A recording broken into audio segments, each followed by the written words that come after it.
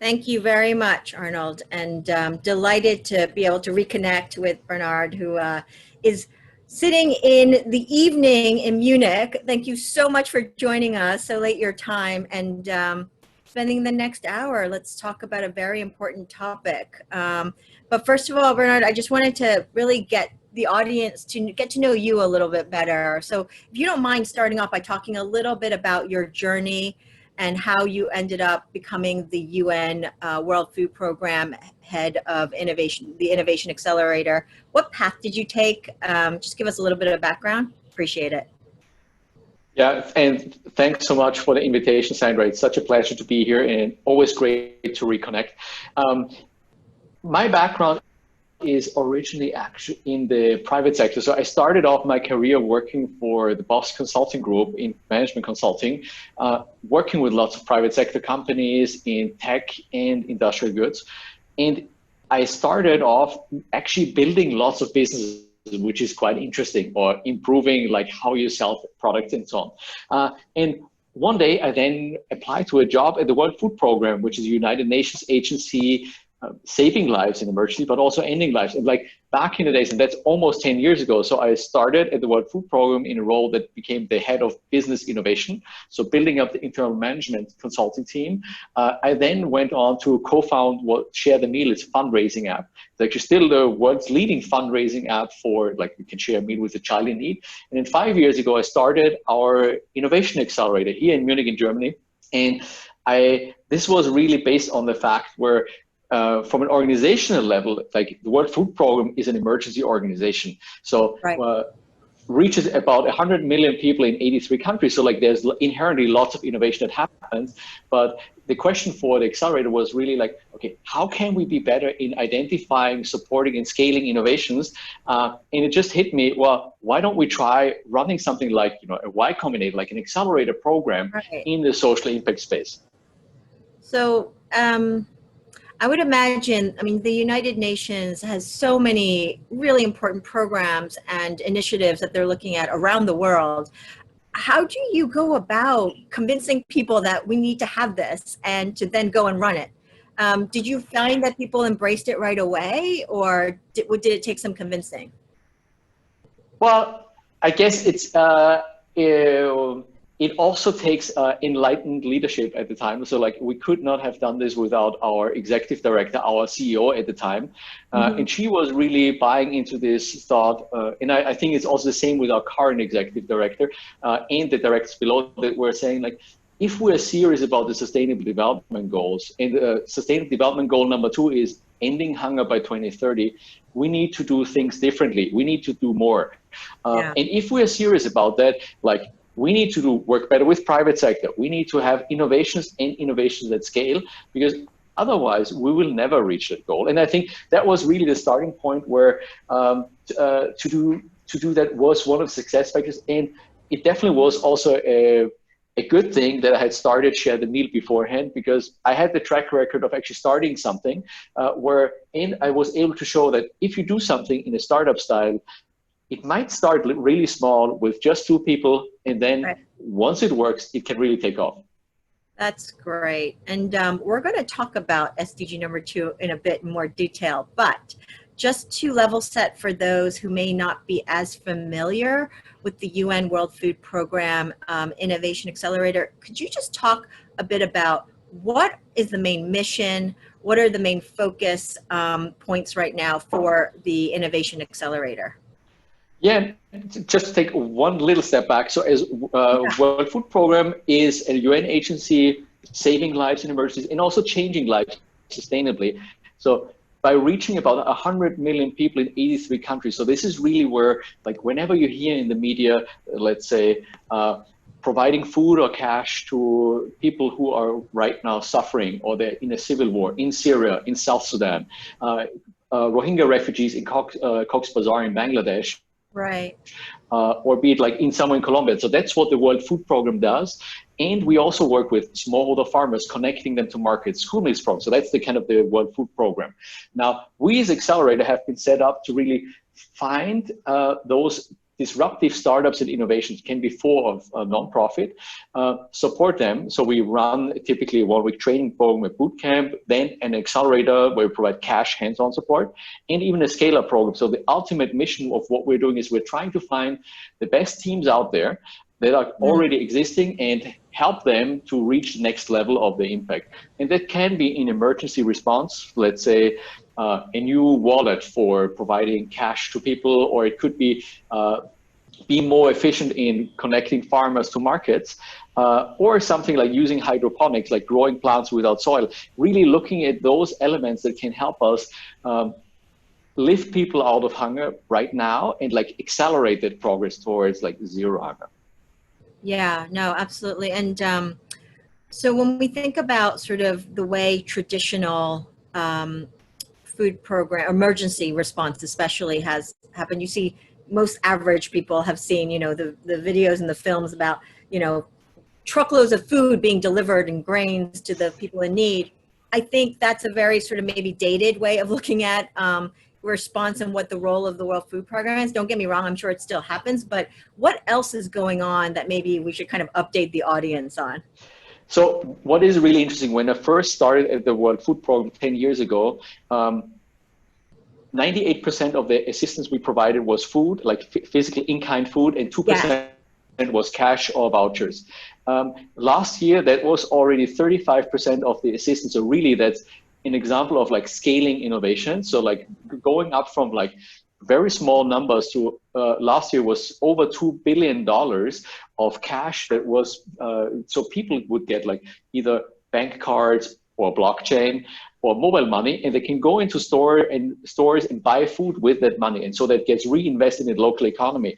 And I think this is an example of, it's not only about providing help, but you can also help rebuild the society and the local economy by providing that help to people.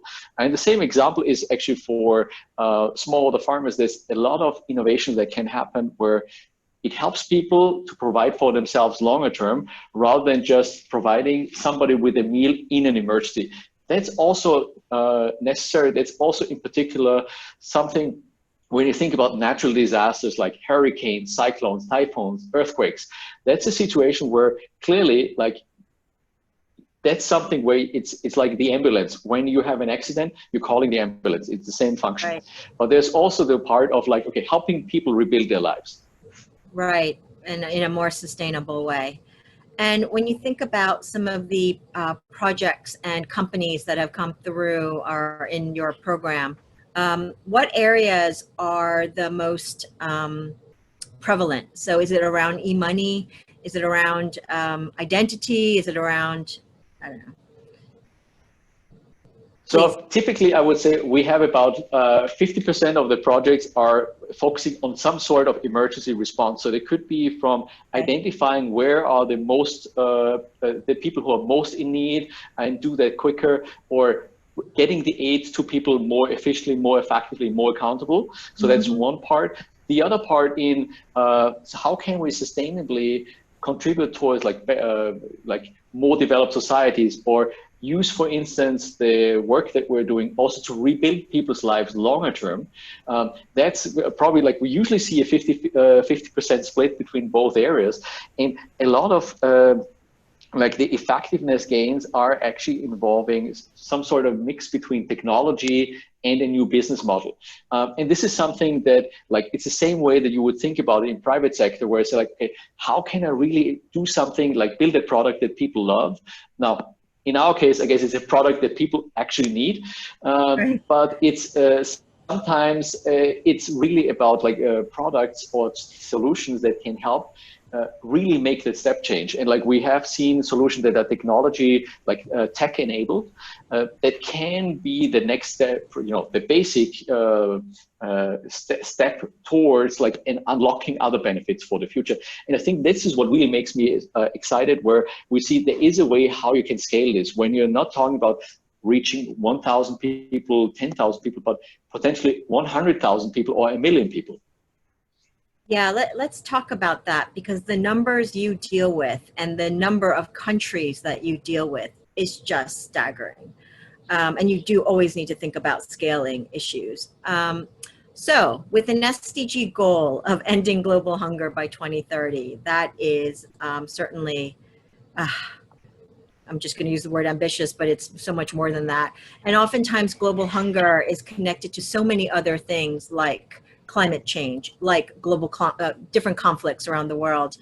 How do we think about SDG number 2? Are you thinking we definitely need, as World Food Program, collaboration with private sector? Is this what's driving the innovation side? And how do you see us getting to a place where we do are able to meet a 2030 goal like that? Yeah, so at the moment, 1 in 9 people globally are considered hungry. So that means they don't have enough calories on a daily basis to live a healthy life. Right. And clearly, that's a horrible number. Now, if you look at that as a long-term trend, 20 years ago, the number of hungry people was still over 1 billion people. So meaning that, yes, as the global community, like governments, private sector, and also aid agencies, yes, we are actually making progress. Now, unfortunately, the last 3 years, the number of hungry people has gone up again, mainly driven by conflict. But as you mentioned, also climate change and other aspects really negatively affect like the progress that has been made already. And now thinking about COVID-19, it's even worse. So like at the moment, we're like from last year, we've estimated that 135 million people are considered acutely hungry. Now there is a risk, and like the forecast is that this number may go up to 265 million people by the end of the year. So this means people who are at the risk of dying from a famine-like situation by the end of the year. And so clearly there is issues, and there's like, because of COVID-19 and like lockdowns and like the informal labor market collapsing in a lot of developing countries, that is an issue. But all of that aside, like, I mean, I think we need to look into like, it's unfortunately not an easy solution to say like that one solution will solve everything, but there's things that we can do. And specifically, like the global community and governments, they can do something to end conflicts. They can actually provide and like lobby among each other with other governments to ensure that some of these conflicts are ending. And the same thing, we know that there is solutions out there that we can see that, you know, food assistance can be a lot more effective, or we can see that smallholder farmers double or triple their income. We know that this is possible. So it is possible to end hunger, but it's definitely a challenging goal that we have in front of us. When we think about the numbers, I mean, they are staggering, and the fact that they're going in the wrong direction, up and not down, is also, you know, troubling. But when we think about practical things that can be done, you know, you mentioned a couple of things right off the bat, but also how is technology, what use cases are the most compelling right now when you are in that emergency situation? And here's my other layman question for you. Do we really not have enough food, or is it really about the fact that the distribution and the ability to get food to the right people at the right time as the biggest issue? So I'll start with the second question first, which is, right now there is enough food on this planet to feed everybody. So like that's a fact as of right now. Now the issue why people go hungry is usually then more complicated. So then you need to look at that on a country, regional, like more localized level. And there's usually factors like stability or conflict is one of them. So like that drives hunger. It's also just the sheer availability of food, like, and that has to do like with climate change. It might be about how it's being used. So like if you use your food to feed animals, or if you use your food to, and half of that gets wasted, that's an issue. And then it's a question of affordability. So like if you just don't earn enough money, so despite there is food, you can't afford to buy enough food for you. Like, and so that's kind of there is issues about it. And a lot of that is more complicated when you look at it locally than just distributing food, because as a matter of fact, the food surplus that we have is not in those areas where we would need it otherwise, or like where there's not enough food per se. Now, in terms of technologies, what is interesting here is that when you look at the enabling function that technologies can have in the world, and also for unlocking solutions, like why is it possible that we can talk about an accelerator right now and about like solving issues like global hunger with technology that we couldn't do 5 years ago or 10 years ago? Some of that is the exact same thing that you see in private sector startups. It's like, how easy is it to build an app? How easy is it to build an app on a distributed platform or on a thinking about blockchain, that now there is a standard way of how you can build something that is distributed that was not able, it was not possible before.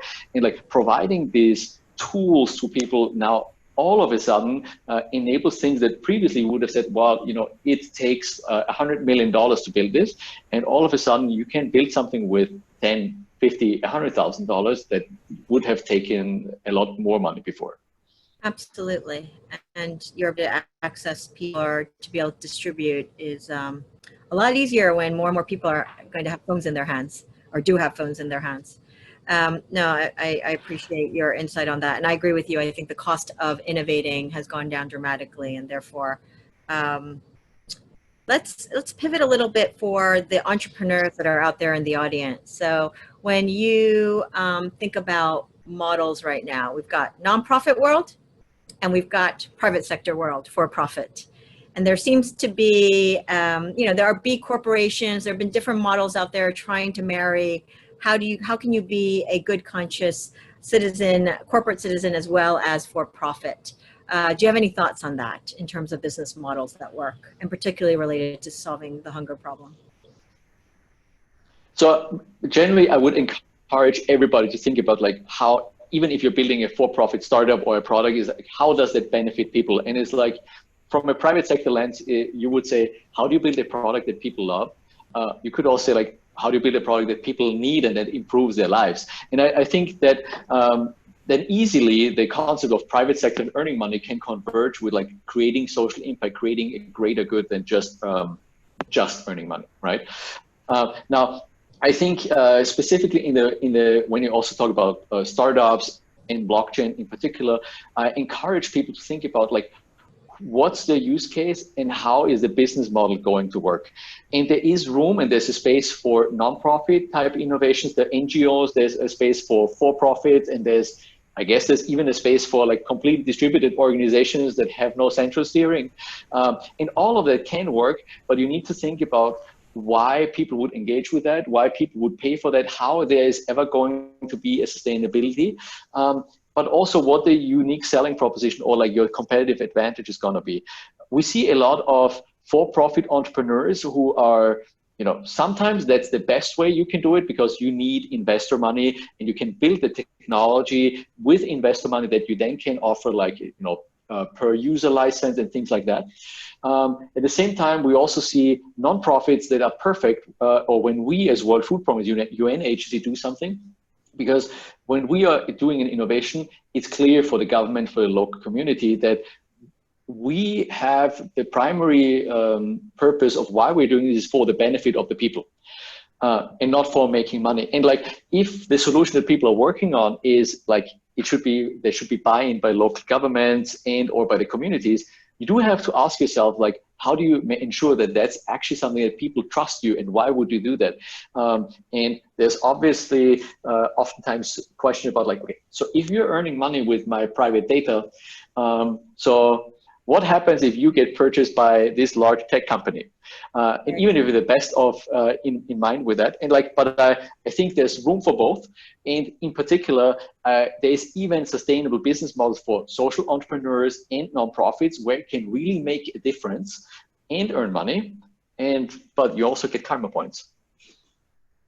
Appreciate that. And there's actually a question that came in ahead of our webinar, and there are some questions coming in now through the Q&A. If you guys don't mind, we're going to hold off for a few minutes, but I wanted to ask this one. It came from Melissa via email, and she asked if you could talk a little bit about applications for blockchain outside of financial services or e-money. What are the advantages of using blockchain for humanitarian operations, for example? And she talked about, or she mentioned identity management, supply chain, And what do you think about when you think about the data protection around that information, as you just alluded to, around data being important? Yeah, so one project that we've worked on, it's called Blocks for Transport, is actually supply chain blockchain-based innovation that where we're looking into digitizing shipping documents, bill of lading from the port of Djibouti into Ethiopia, so like the East African humanitarian corridor. And it's very interesting because we've also been looking into partners from private sector. We've been like part of the World Economic Forum's group on like supply chain. Center of Fourth Industrial Revolution, and like sharing knowledge, making sure we learn from what's out there in private sector, but also in public sector. Right. And like to give you the specific example here, like what's the advantage here is it helps you essentially. It's the best example that I have so far for managing different levels of trust between actors in a chain. So right now, if you think about this, like there's a supply chain corridor from the port of Djibouti into Ethiopia. What is the motivation of a forwarding agent to tell you what their capacity is, whether they're free or not, and where they are right now? And what's the motivation to tell that to their direct competitor that are also competing for the same type of cargo? Right. You probably will say not that much. However, like if you think about it, like, and this is where the idea really comes from. If we can guarantee you this is on a blockchain, where while we know where your capacity is, we can smooth out the flow of goods along the corridor. However, and we even have benefits, for instance, doing smart contracts that once you deliver the cargo, you get paid immediately. That are benefits where, like, you think about, interesting.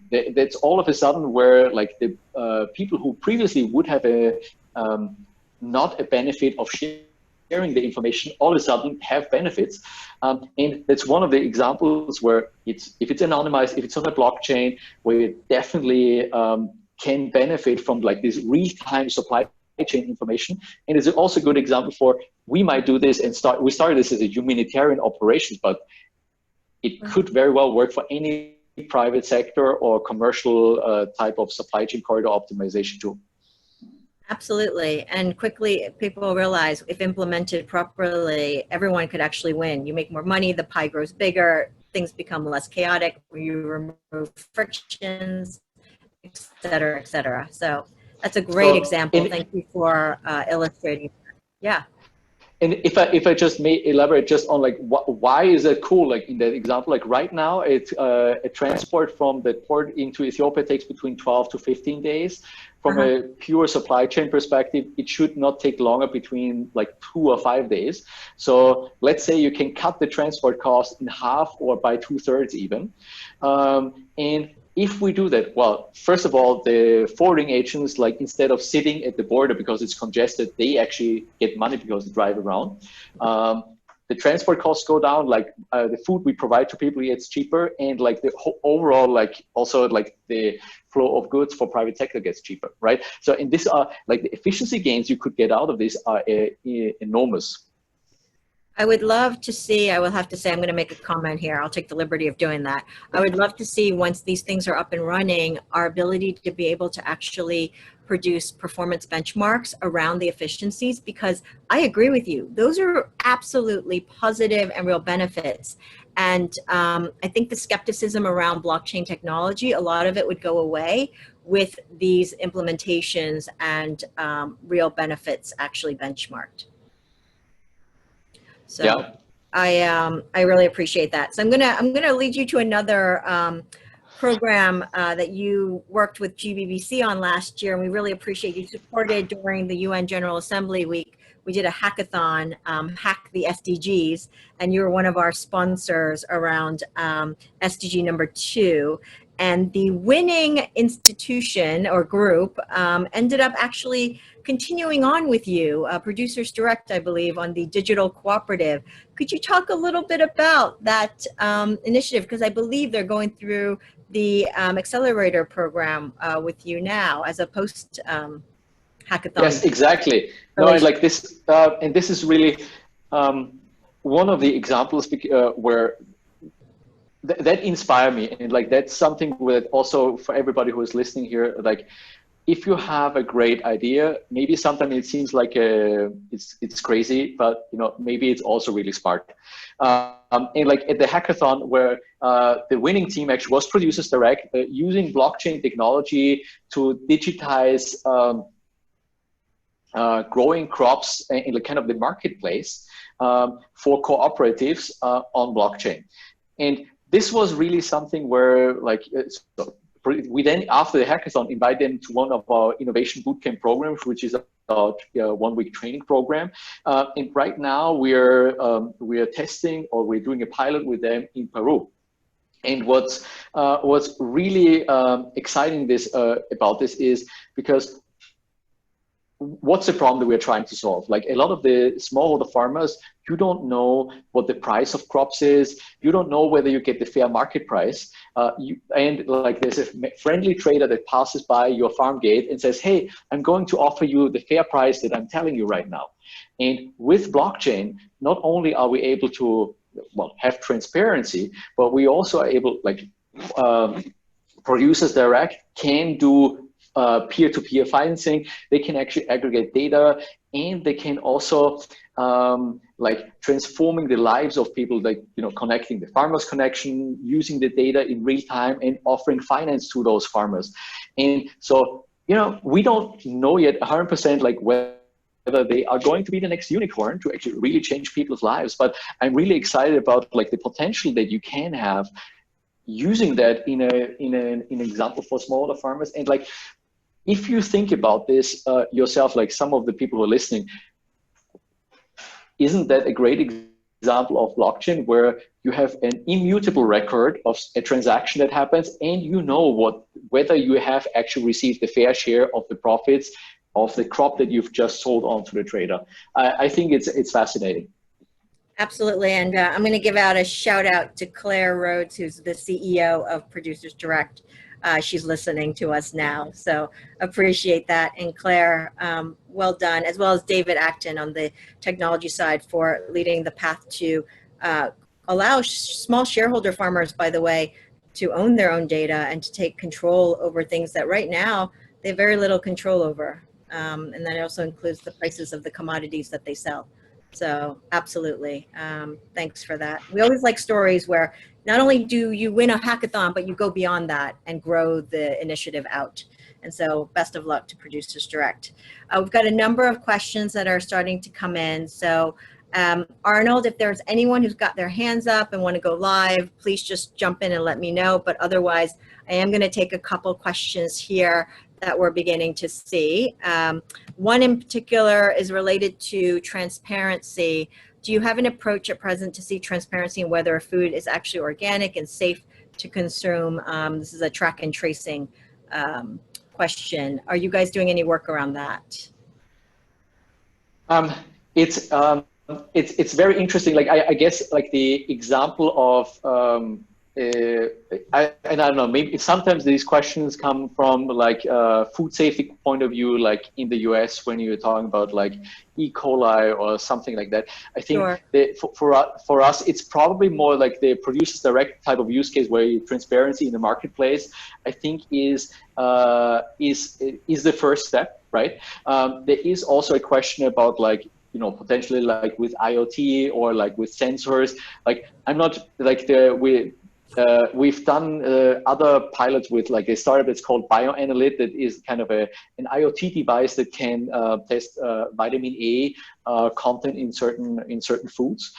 So like that happens, but then we also as World Food Program typically like it depends a little bit on like kind of the Accelerator world or World Food Program. So Accelerator, there have been a certain aspects in this. For developing countries, usually it's more about very basic food safety or very basic food quality things, including we've worked on post-harvest losses type of initiatives where you like dry the crops and like put it into a silo or airtight bags. So it's super low tech actually to ensure food quality. And then for everything that we actually provide as well, Food Program, we have a food safety team. So they need to make sure that everything that we purchase is certified and is safe for consumption. So that's their core job if you want. Right, absolutely. Appreciate that. And then we have an interesting one here. I think you can help dispel this. It's a question that says, is the program only for Europeans, or can American companies join in? Maybe you could answer that right away. Yeah, so like we are actually open for anybody globally. So like we are an actual accelerator of a United Nations agency. So like we are looking for the best teams and startups globally. We've had startups from African countries, from Asian countries, also from the US, from Europe. And like it's just, I think sometimes the needs of the teams are different. So like we've even had a Silicon Valley unicorn that wanted to expand in developing countries, and like with a product geared for developing countries specifically. And we also had them in a program. Now we didn't fund them obviously, but like, so there our like accelerator approach is more like we can help them build something that is according to the needs of people in the local market. Oftentimes, if we have a team, let's say from World Food Program, from a developing country, or another developing country team that maybe haven't had any tech mentors or role models in that, there's more about like, okay, helping them build the right business model, the right technology, and helping them to scale. But we're super open. Everybody can apply on our website. It's innovation.wfp.org. And the requirement is you should have some sort of legal entity. So like you can even apply as a university, but we are looking for, as much traction as you possibly could have. So like if we can help you scale from one country to the next, that's brilliant. And at least you should have something that, like, we're looking for solutions that could be disruptive in one way or the other, or like really go to scale. So like, it's fine if it's helpful, like maybe it applies only for testing in a small country, but there should be one way or the other how you can scale it. Right. No, absolutely. Considering how many countries and the number of people you're dealing with, absolutely can understand that. Let's talk a little bit about the US, because there's hunger in the US, which the US doesn't always like to admit, but there was actually a UN report about that several years ago. And it's a different kind of hunger. I think it's more probably lack of access and the money to pay for it as opposed to not having it at all. When you think about that, would you consider solutions around those kind of problems, or do you think that's a different type of hunger problem? So I should say, as World Food Program, we can only, or we are working there where we're invited by the government. So like typically that would mean like in the 83 countries where we operate, this is where the government has asked us for help. Now, the US government is a generous donor to the World Food Program and also to us at the Accelerator USAID is. So like we're really thankful for that. The US government hasn't asked us for help, so we can't actually like support startups or innovations that are relevant for the US market as such. But we are sharing knowledge. We're working together with other partners. So like last year, we've been working with the Rockefeller Foundation and Stanford University on a venture that's called Food Systems for the Future. And they are actually working on startups and innovation that can tackle or like transform food systems, both in the US domestically, but also internationally in developing countries. And okay. From that, the issues are different indeed. Like, so that's where, but it's even in a lot of developing countries. So like the issues that you have in Ghana are different than the ones you would have in Kenya, for instance, or in Bangladesh. And so like this, like you do, it is interesting when you think about it, where a lot of the scaling topics, for instance, like that you have, you always have to localize or adapt those solutions to the local market. That makes a lot of sense. And actually, someone just asked a question here related to that, which is, are these solutions coming from developed country technologists and entrepreneurs predominantly, or are you getting solutions from people who actually understand the problems on the ground? And I don't think it's meant to be controversial, but I think you understand the gist of the question. Totally. And typically we have so in any, like right now we cut off applications every 3 months. We usually have several hundred applications every call for applications. We have like the majority of applications we're getting is actually from developing countries. So like we are very happy about this. When it comes to like where those teams are coming from, we are typically, we are encouraging applications from developing countries in particular, and also from the countries where we operate. It's just sometimes the challenges are different, and like we're looking into like, can we help those teams actually reach the next level?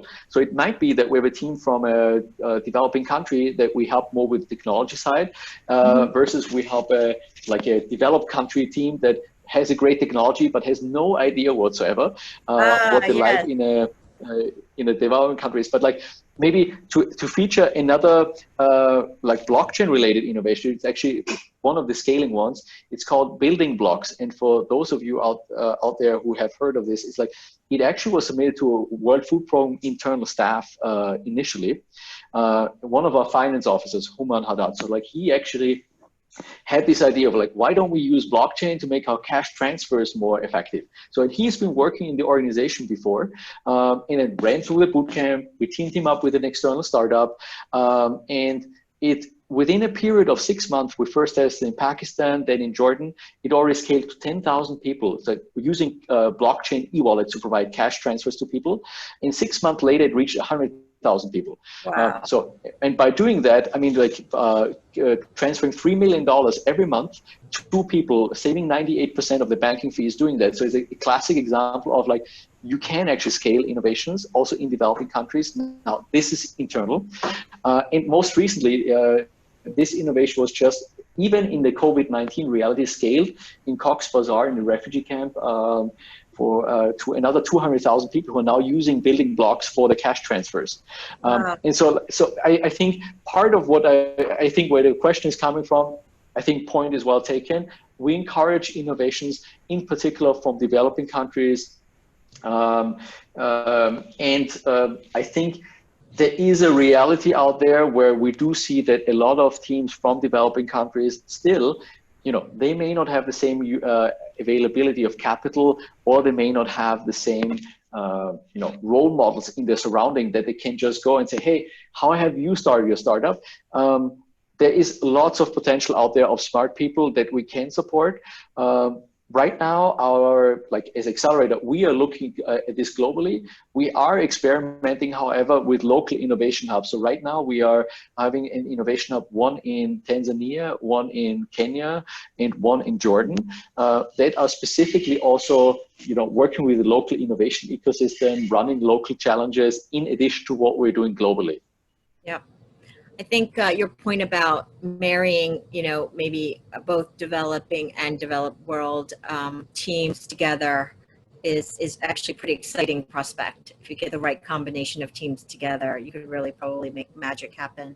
Another question, is really related around going back to, from an entrepreneur standpoint, if someone really does want to work with the World Food Program, but maybe doesn't have a specific, problem set in mind, what could they do? Is there a place where they could find out what actual specific problems you're solving for or are more interested in? Bernhard, I think you're on mute, but I think that would be great to know if there's anything that an entrepreneur who might be interested, or a team maybe they've got really smart technologists, maybe they could help you solve a problem, but maybe they don't have the problem themselves. Is there any place for them to go to learn, to see if there's a problem set? Yeah, no, so the first stop, I think, for everybody is go to our website, innovation.wfp.org. And I think as some inspiration, we have a blog there, we have our annual report there that actually highlights what are the startups that we supported previously, what are the areas that we are most excited about. And then we're also from time to time running specific challenges. Right now, there is not a specific challenge. Just the last couple of weeks, we actually ran a challenge for COVID-19 together with our South Sudan operation, where we're specifically looking for innovations and startups that ideally already have a solution to some of those issues that are ready to just be deployed and be scaled in a COVID-19 reality in South Sudan. Now, clearly, if some of the people who are watching this, like if you have never had South Sudan is probably like an extreme case of like, if you are from the US or from Western Europe, where like, if you have no idea what you're doing, it might be challenging. I acknowledge that. However, we're trying to describe like what the problem sets are. And we will be doing more of that going forward as well. A lot of the solutions have, like a lot of the challenges are actually about the very same topics that you would imagine. They're actually recurring, unfortunately, because while we're looking for innovation and startups, it's hard to find those scaling the best teams worldwide. Right. And you mentioned COVID, and so let's talk about that for a second in terms of what challenges have you had to face, or any pivots you've had to do in order to, adapt to this obviously pretty monumental shift in some of our plans? Yeah, absolutely. We're running a global accelerator program per se. So like this is a challenge as such, as we're saying, well, we usually did our innovation bootcamp, the training program here in Munich, in Germany. We've done pilots in Tanzania and also in Silicon Valley to see but that would involve flying people into those locations to be co-located for 1 week. Now, right. We're actually now running programs for also the Gates Foundation on primary healthcare, for the Digital Solutions Center, for the UNFPA, different other organizations. And so it just happened so that like a week before the pandemic was declared, we had the week that it actually happened, we had an innovation bootcamp plan. And as it was obvious to us that something's going to happen, what we did 5 days before the program, we essentially stopped the physical program and pivoted completely into a virtual mode. And now that really was, on the one hand, a challenge, but at the same time, I think for us, really an impetus to rethink how we are doing things and how we might maximize the impact for the startups and innovators that we are working with, even in the virtual environment. And by now, we've run 3 of those innovation bootcamps in full virtual mode. Actually, one of that bootcamp is actually just finished today. So congratulations. Thank you. No, and I think we're learning with each and every of these. Again, I'm thankful for everybody who's running through the program because we're learning, but also it's something where we still have a global program. So we have teams from across the globe who are participating in our program. And then, so we need to adapt to okay, if you're not physically in one room, how do you actually create this sense of urgency and challenge people on their assumptions? And so that was a big thing, but what works to our advantage is that we are part of the World Food Program. So we have the operations there, which means that we can actually still test innovations. And I give you an example of one of the teams that was in the program this week. We have in this case, an internal innovation that's called eShop, that's doing something like Uber Eats in Somalia, where I like people that. Who are so people who are participants of our programs in Somalia with their smartphone can order food that's delivered to their home so they can social distance. Right. Makes sense. That's pretty awesome. Well, look, the fact that you've managed to get 3 virtual programs done, that's pretty amazing in the last few months. And then when we think about some of the challenges that COVID has brought to food supply chains, and I can imagine the planning around more urgent need is going to go up. So demands on the World Food Program are going to go up in the next year, I would imagine, is your estimate. Yeah, so unfortunately, so recently there has been a bottom-up, a country level estimate done in terms of the number of hungry people, acutely hungry people, and that number has been rising over the last couple of years already, also because of conflict. and last year it already was at 135 million people, and based on the latest estimates, that number is expected to go up to 265 million people by the end of the year. Now, as World Food Program, we have done a couple of things, including like pre-positioning food or cash for up to 3 months into areas that will be most effective, where, let's say, because maybe of border closures, because of trade restrictions and so on, so that are most at risk. We are also, as World Food Program also runs the supply chain backbone of the COVID response, like for WHO, for transporting humanitarian aid workers. Oh, wow. So there's a whole team that's actually involved with like running the UN's airline in emergencies right now. And so there's like flights now that evacuates people, but also transports face masks and other medical equipment into developing countries for the response and for the humanitarian aid workers. Well, you just answered. Had no idea. Listen up, audience. Yeah. You guys hear that? Wow, you run the backbone of all of that. That's astonishing. No, and like I think this is oftentimes as much as we would want to like also publicize. I mean, like you can go on the Twitter account of the World Food Program or on LinkedIn, and there's lots of information about this. At the same time, there's a lot of other things in the world happening, and I acknowledge like it's hard to even keep up with things that are happening in different areas, including like I do think it's hard to keep up with like, being positive that you can actually make a difference. And you can make a difference being a startup founder. You can make a difference by providing technology, and you can do the same thing when you think about like, just small little actions, like, maybe donating money through Share the Meal. Like this is something that I always encourage people to think about. Like if you care about a topic, and we see this a lot now, like, you can protest, you can actually go to the streets, you can ask your friends to sign a petition on change.org. There's lots of things you can do. And I encourage everybody to think about like, what is it that can actually be actionable? Like what can make a difference? True, absolutely.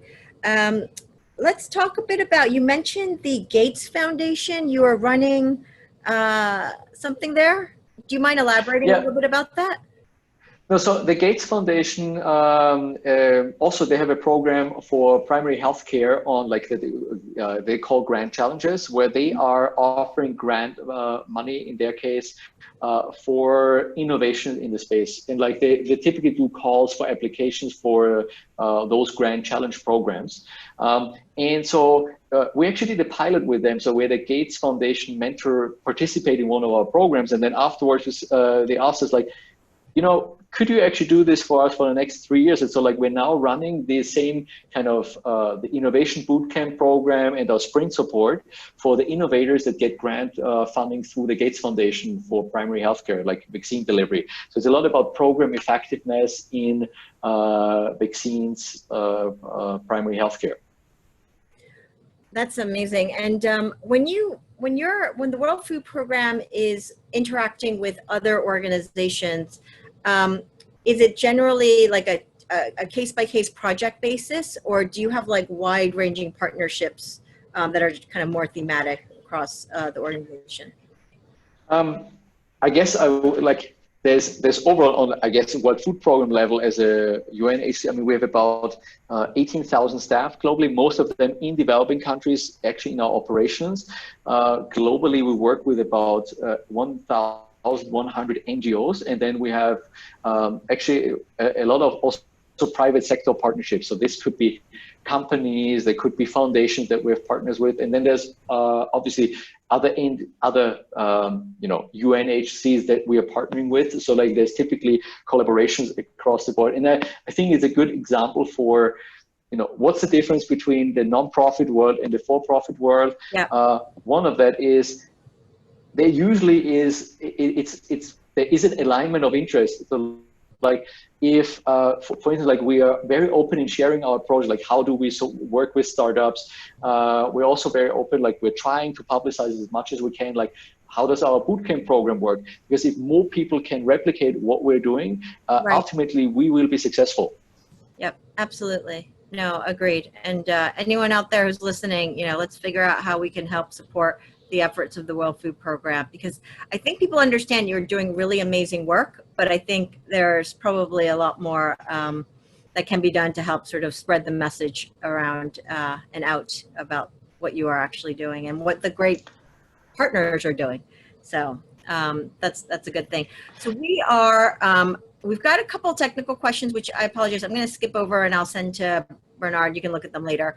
But I do want to touch base from really where do we go from here? So I'd like to get your thoughts on a future world where we are going to see, because of no one's fault, but there's a lot of different things going on.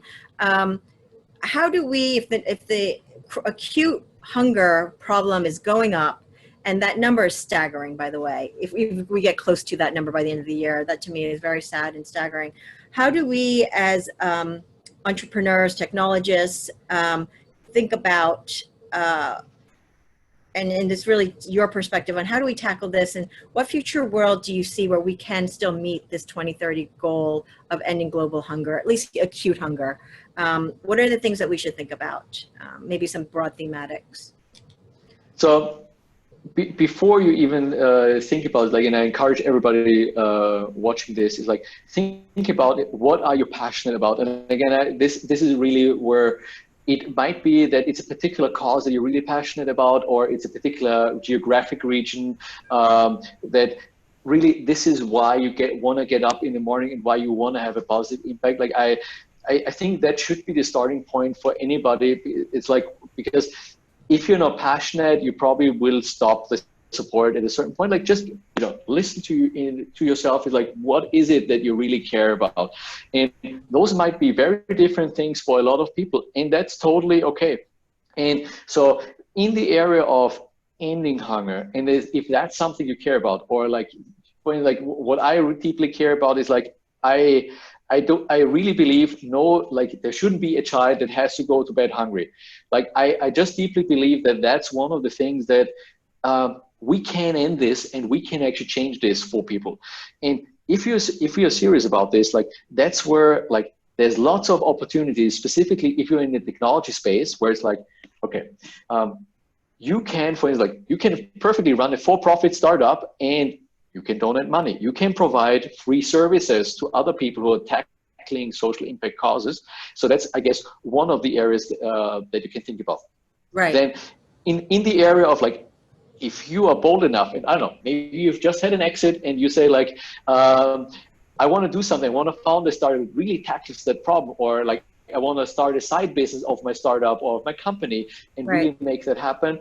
Think about is there products or solutions that can help people and lift them out of hunger and change their lives. And it's totally fine if there's the sustainable business models that you can make money, people are better off, people are well nourished. That's totally fine. And those could be in areas like new nutritious products. It could be in areas of technology for cash transfers or wallets. It could be in areas of using artificial intelligence for remote sensing or optimization of supply chain or blockchain to that matter.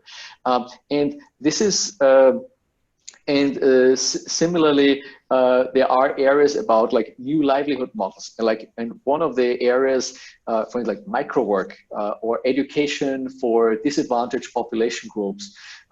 That's really fascinating. You might even be able to provide work to people who are across the globe and do that, and maybe you do that via blockchain.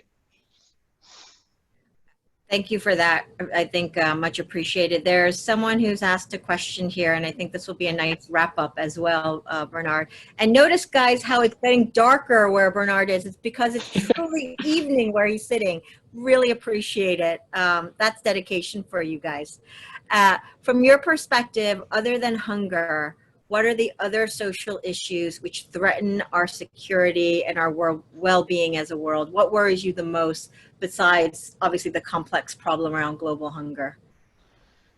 I mean, so if you're interested in that, the Sustainable Development Goals, there's 17 of them, are actually a good roadmap where it's those 17 goals are usually interwoven and interacting where you can talk about like goal number 1 is end poverty. 2 is ending hunger. There's having health and well-being, like quality education for all. Like there's lots of different topics that are, and all of them are actually interrelated. Like that's, or most of them to that matter. So that's one lens. The other one is there's an organization called Copenhagen Consensus. There's lots of like prior like Nobel Prize winners who like really brainy people who have sit down and like look into like what has the best return investment of like tackling problems that will have the best benefit, like social in terms of monetary value, like a dollar invested has the highest multiplier. And typically on those lists, very high up is infectious diseases, like also what we're seeing with COVID-19 right now. If you can stop an infectious disease with a vaccine and have vaccinations program, that has lots of impact.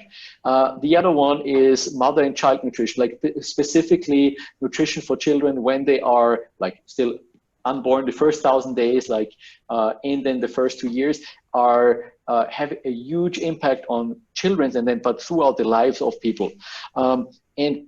But I honestly like maybe you care about like you know, art, or you care about like you know, animal welfare, like. That's totally fine, and I think we have to respect, like, if that's what you care about, that's super. Like, go for it, and like, and I think having a broader purpose is totally fine. And I think you've really sort of, you know, summarized what's really important, which is to have passion around something that you really care about, because you're going to be challenged, and you will give up if it's not something you really are dedicated to. So I very much appreciate that. I cannot believe an hour has nearly flown by, Bernhard, but I can tell because it's getting dark over there. So I'm going to turn it back over to Arnold. I appreciate your time. Anyone who wants to reach out, please reach out onto the website. Bernhard, can you say one more time the website for those who are interested? So anybody who is interested, it's innovation.wfp.org. We also have a Twitter account, WFP Innovation, or a site on LinkedIn, which is WFP Innovation Accelerator. Like we share updates there, and also like when we have calls for applications. So like, please do stay in touch if you're interested. And again, I'm going to repeat, open to all sorts of companies from around the world, not just Europeans. So please apply if you think you'd like to get the World Food Program's Innovation Accelerator, understanding what you guys are, what you're up to. So thank you for that. Thank you for your time. And Arnold, back over to you. Thank you. Thank you. Thank you so much. We first want to thank our presenters, Sandra Ro and Bernhard Kowatsch. This was a great conversation on social impact investing in agritech and blockchain, addressing the ever-growing challenge of world hunger.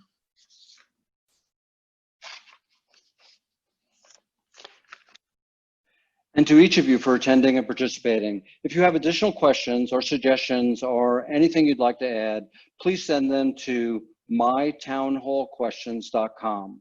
Thanks as well to our sponsors, Ocean Elders and Medley Media, for hosting and producing this event.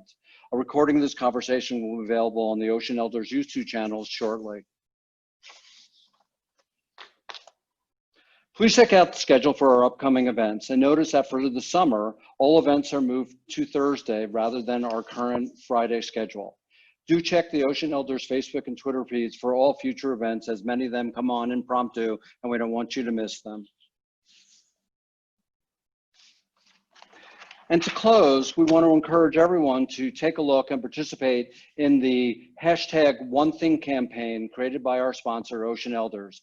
It's an easy and fun way to join a global community of individuals who are adapting their lifestyles one little piece at a time to take better care of our planet collectively. See One Thing on Twitter.